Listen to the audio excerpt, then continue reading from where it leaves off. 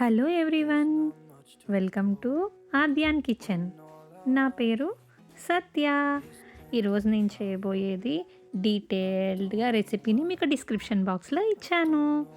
ఈరోజు మనం తెలుసుకోబోయే రెసిపీ మైసూర్ పాక్. ఇది అందరూ చాలా కష్టం అనుకుంటారు, కానీ చాలా తేలిగ్గా మనం ఇంట్లోనే చేసుకోవచ్చు.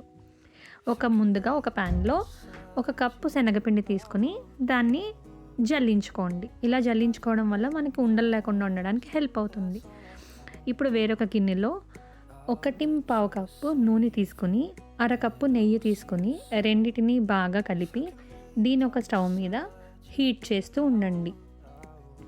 ఇప్పుడు మనం ఒక లోతుగా ఉన్న గిన్నెలో కానీ కేక్ టిన్లో కానీ ఆయిల్ అప్లై చేసి రెడీగా ఉంచుకోవాలి.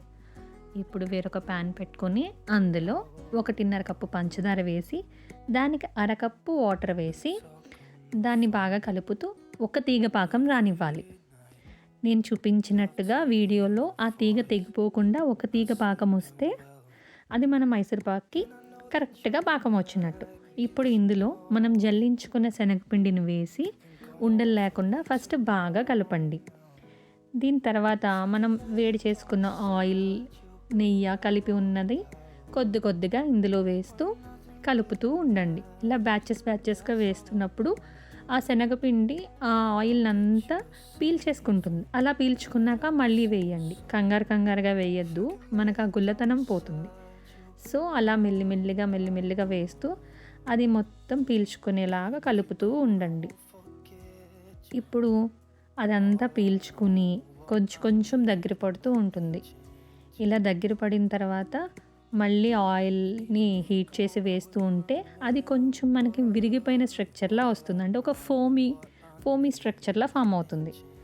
మీకు వీడియోలో చూపిస్తున్నట్టుగా విరుగుతున్నట్టు ఒక ఫోమీ స్ట్రక్చర్ ఉన్నప్పుడు మన దగ్గర ఉన్న నెయ్యి ఇంకొక గరిటె వేసి బాగా కలిపి ఇలా మొత్తం విరిగిపోయిన తర్వాత ఇంకెంతవరకు నెయ్యి మిగిలిందో అది మొత్తం పోసేసి దాన్ని అస్సలు కదపకుండా మనం గ్రీస్ చేసి పెట్టుకున్న ప్యాన్లోకి వేసేసేయండి.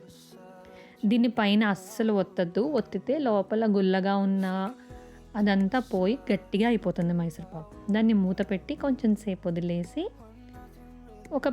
కొంచెం చల్లారిన తర్వాత దాన్ని చిన్న ముక్కలుగా ఆనమాలు పెట్టుకోండి. కట్ చేసి కొంచెం డీప్గా ఆనమాలు పెట్టుకోండి. మళ్ళీ మూత పెట్టేసి అది బాగా చల్లారిన తర్వాత దాన్ని డీమౌల్డ్ చేసేసేయండి.